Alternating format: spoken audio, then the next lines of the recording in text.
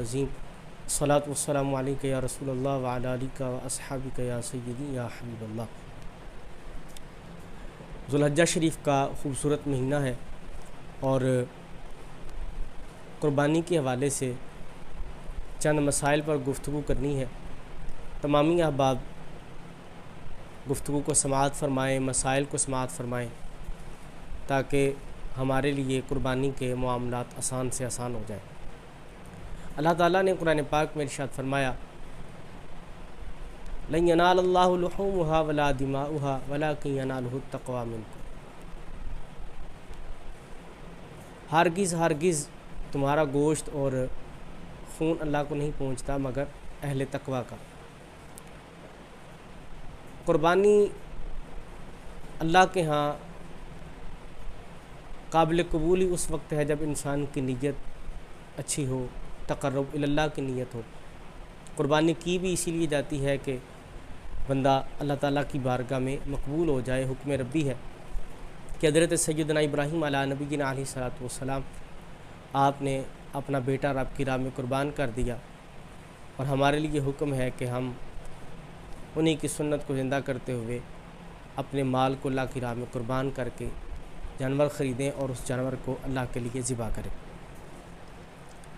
قربانی کا جو جانور ہے اس کے حوالے سے مختلف قسم کی ابحاث پائی جاتی ہیں۔ پہلی بات تو یہ ہے کہ قربانی کس جانور کی جائے، تو اس میں یہ علماء اور فقہاء نے مسئلہ بیان کیا کہ قربانی پالتو جانور کی ہوگی۔ قربانی اس جانور کی جائے گی جو پالتو ہوگا، جنگلی جانور کی قربانی نہیں کی جائے گی۔ جس طرح کے جو وحشی جانور ہوتے ہیں، جنگلی جانور ہوتے ہیں، ہرن ہے اور نیل گائے وغیرہ، ان کی قربانی جائز نہیں ہے۔ اسی طرح مارخور کی قربانی بھی جائز نہیں ہے اور ہرن کی قربانی بھی جائز نہیں ہے۔ تو یہ وہ جانور ہیں جن کی قربانی جائز نہیں ہے۔ اب جانور کی عمر کتنی ہونی چاہیے قربانی کے لیے؟ جانور کی عمر جو احادیث مبارکہ میں بیان کی گئی قربانی کے لیے، وہ بکری، دمبا، بکرا 1 سال کا بیان کیا گیا کہ کم از کم اس کی عمر 1 سال ہونی چاہیے۔ اگر 1 سال سے کم ہوگا تو اس کی قربانی نہ ہوگی۔ اسی طرح گائے اور بھینس، ان کی عمر 2 سال کی ہے۔ 2 سال سے کم اگر گائے کی یا بھینس کی عمر ہے تو اس کی قربانی جائز نہیں ہے۔ ہمارے ہاں عمومی طور پر یہ کہا جاتا ہے کہ دوندہ ہو تو قربانی ہوگی۔ دوندے کا اعتبار نہیں ہے، عمر کا اعتبار ہے۔ اگر کوئی جانور ایسا ہے کہ اس کی عمر 2 سال نہیں ہے مگر وہ دوندہ لگ گیا وقت سے پہلے، تو پھر بھی اس میں عمر کا پورا ہونا ضروری ہے، کیونکہ عمر کا اعتبار کیا جائے گا، دوندے ہونے کا اعتبار نہیں کیا جائے گا۔ یہ غلط فہمی ہے، اسے دور کر لیا جائے کہ جانور کے اندر گائے اور بھینس میں جو اعتبار ہے وہ عمر کا ہے، اور عمر 2 سال ہے۔ جانور کی عمر اگر 2 سال ہوگی تو اس کی قربانی لگ جائے گی، وگرنہ اس کی قربانی کرنا جائز نہیں ہے۔ اونٹ یہ 5 سال کا اونٹ ہوگا تو اس کی قربانی ہوگی، وگرنہ قربانی نہیں ہوگی۔ اب یہ عمر کے مسائل ہیں کہ جانور کی کتنی عمر ہونی چاہیے اور کتنی عمر میں اس کو قربان کیا جائے گا۔ اب آج کل ایک بہت خاص مسئلہ جو زیر بحث ہے وہ ہے کٹے کی قربانی کا مسئلہ، بھینسے کی قربانی کا مسئلہ، جسے عربی میں جاموس کہا جاتا ہے۔ کٹے کی قربانی کا جو مسئلہ ہے، اولاً تو اس کی تمہید یہ ہے کہ کٹے کی قربانی بلا شبہ یہ جائز ہے، بغیر کسی شک کے، بغیر کسی شبے کے کٹے کی قربانی کر سکتے ہیں، اس میں شرعی طور پر کوئی حرج نہیں ہے۔ اب آئیے اس کو قرآن پاک سے، حدیث مبارکہ سے اور ائمہ کے اقوال سے سمجھتے ہیں۔ اللہ تعالیٰ نے قرآن پاک میں ارشاد فرمایا، وَلِكُلِّ أُمَّةٍ جَعَلْنَا مَنسَكًا لِيَذْكُرُوا اسْمَ اللَّهِ عَلَىٰ مَا رَزَقَهُم مِّن بَهِيمَةِ الْأَنْعَامِ۔ فرمایا کہ ہر امت کے لیے ہم نے ایک قربانی مقرر فرمائی تاکہ وہ اس بات پر اللہ کا نام یاد کرے کہ اس نے انہیں بے زبان چوپایوں سے رزق دیا۔ اس آیت مبارکہ میں بہیمۃ الانعام کا لفظ ذکر کیا گیا، جس کی وضاحت خود قرآن پاک نے بیان فرمائی، جہاں پہ ذکر فرمایا جوڑوں کا سورہ انعام کے اندر پارہ 8 میں کہ ثمانیۃ ازواج من الضأن اثنین ومن المعز اثنین۔ اس کی تفسیر میں علماء کرام کلام کرتے ہوئے فرماتے ہیں، فرمایا یہ جو یہاں پہ بیان کیا گیا کہ چھپائے ہوں، تو وہاں پہ بکر کا ذکر آیا، ومن البقر اثنین، تو بکر کا جو جوڑا ہے، گائے کا جو جوڑا ہے، فرمایا اسی میں بھینس بھی داخل ہے۔ کس طرح؟ فرمایا کہ بھینس اس طرح داخل ہے کہ الجاموس والبخت من الازواج الثمانیہ۔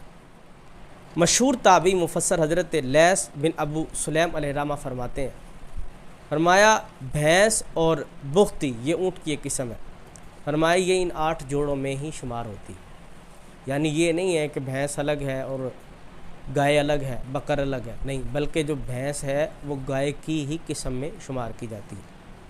تو معلوم ہوا کہ بھینس کا شمار انہی 8 میں ہوتا ہے جو قرآن پاک میں ذکر کر دی گئی۔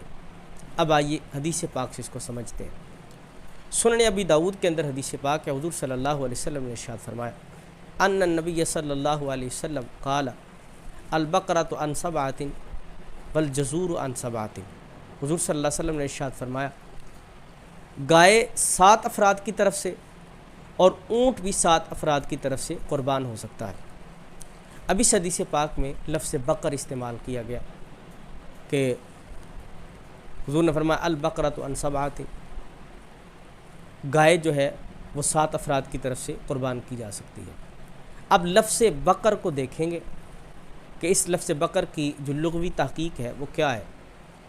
تو اس لفظ بقر کی جو لغوی تحقیق علماء کرام نے بیان فرمائی وہ اس طرح ہے، لسان العرب جو لغت کی کتاب ہے اس کے اندر یہ بات بیان کی گئی کہ بقر ایک جنس ہے اور جنس کے تحت مختلف قسم کے جانور آتے ہیں اور انہی میں ایک جاموس بھی ہے۔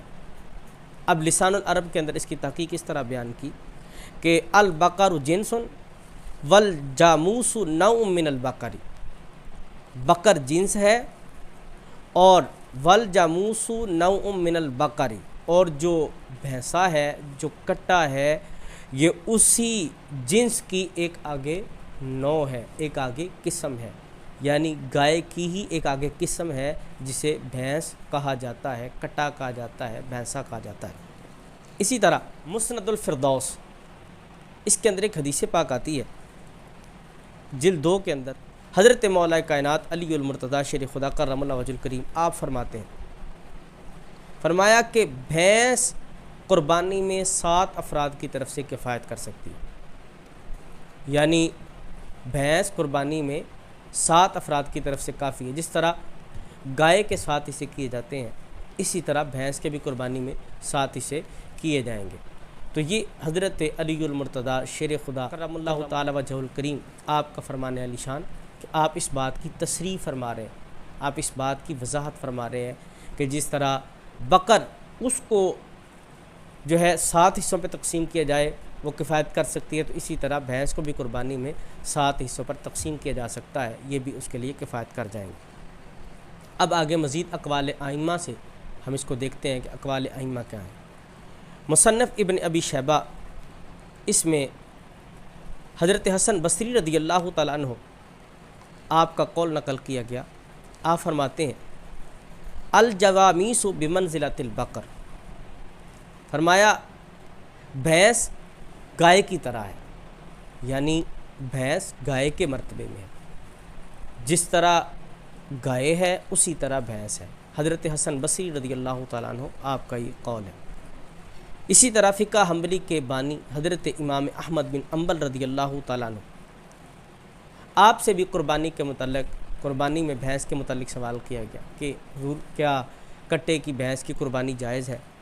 تو آپ نے کتنا خوبصورت جواب ارشاد فرمایا، آپ نے فرمایا لا اعرف خلاف ھذا، فرمایا کہ میں نے اس کے جواز کے متعلق کسی کا اختلاف نہیں سنا، یعنی کسی نے بھی اس کے متعلق اختلاف نہیں کیا کہ آپ کون سی بات کر رہے ہیں کہ کٹے کی قربانی جائز ہے کہ نہیں، فرمایا کہ اس کے اندر تو کوئی بھی اختلاف نہیں کرتا۔ اسی طرح حضرت امام مالک بن انس رضی اللہ تعالیٰ عنہ امام مدینہ آپ فرماتے ہیں کہ بے شک بھینس تمام احکام میں گائے کی طرح ہے۔ موطا امام مالک کے اندر کتاب الزکاۃ کے اندر یہ بات آپ نے بیان فرمائی۔ تو یہ جو کٹا ہے بالاجماع حضور کی امت کے اندر اس بات پر اجماع کیا گیا کہ اس کی قربانی بلا شک و شبہ جائز ہے۔ آج کل چند غیر مقلدین جو اپنے آپ کو پتہ نہیں کیا سمجھتے ہیں، وہ امت کو تفرقے میں ڈال رہے ہیں۔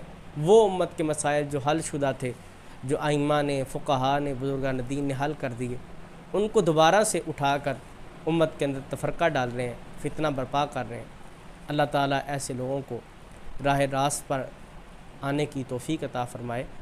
الغرض قصہ مختصر یہ ہے کہ کٹے کی قربانی جائز ہے، اور بعض اوقات یہ سوال کیا جاتا ہے کہ نبی پاک علیہ الصلوۃ والسلام نے کیوں نہ کی، تو اس کی تصریح میں علماء کرام یہ ارشاد فرماتے ہیں کہ یہ جو کٹا ہے، یہ جو جاموس ہے، یہ عرب کا جانور نہیں ہے۔ اس وقت عرب میں، اس خطے میں جہاں رسول اللہ صلی اللہ علیہ وسلم تشریف فرما تھے، حجاز مقدس میں، مکہ المکرمہ، مدینہ المنورہ میں یہ کٹا پایا ہی نہیں جاتا تھا، تو اس لیے اس کی قربانی بھی نہیں کی گئی۔ لیکن جب حضرت علی کوفہ میں آئے، حضرت حسن بصری رضی اللہ تعالیٰ عنہ کے سامنے یہ معاملہ آیا، حضرت امام مالک کا قول میں نے بیان کیا، حضرت امام احمد بن حنبل رضی اللہ تعالیٰ عنہ کا قول آپ کے سامنے عرض کیا، جب ان ائمہ اور فقہا کے سامنے یہ مسئلہ آیا تو انہوں نے اس کی تصریح فرمائی کہ جس طرح گائے کی قربانی جائز ہے، اسی طرح کٹے کی قربانی بھی جائز ہے۔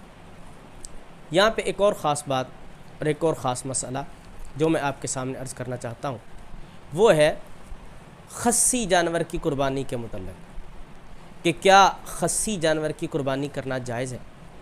تو اس کے متعلق بھی حدیث پاک سنتے جائیے۔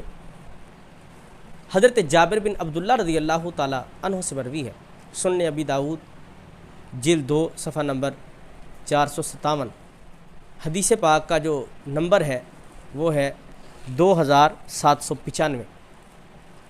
یہ حدیث پاک ہے، اس کے اندر حضرت جابر رضی اللہ تعالیٰ روایت کرتے ہیں کہ حضور علیہ الصلوۃ والسلام نے قربانی کے دن 2 مینڈے قربان کیے جو سینگوں والے، چت کبرے اور خصی تھے۔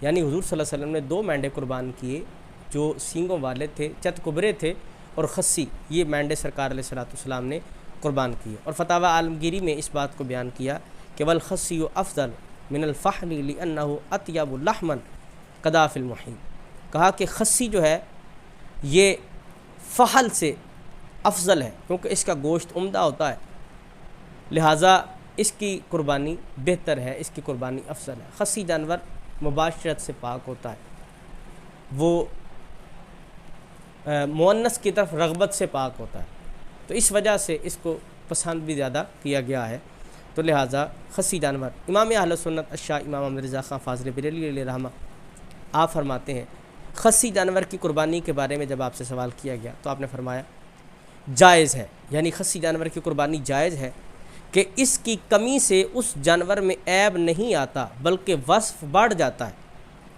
کہ خصی کا گوشت بنسبت فحل کے زیادہ اچھا ہوتا ہے۔ فحل کہتا ہے جفتی کرنے والا جانور جس کے اندر شہوت ہوتی ہے، خصی کی شہوت ختم کر دی جاتی ہے، تو فرمایا کہ خصی کی قربانی یہ جائز ہے، یہ پاک ہوتا ہے، خصی ہونا عیب نہیں ہے بلکہ خصی ہونا خوبی ہے۔ تو عزیزان گرامی قدر، یہ وہ چند مسائل تھے جو میں نے آپ کے سامنے عرض کیے۔ تو یہ قربانی کے مسائل ہیں، قربانی کے مزید جو مسائل ہیں ان کے لیے آپ علماء سے رجوع کریں، علماء کی طرف بڑھیں، اپنی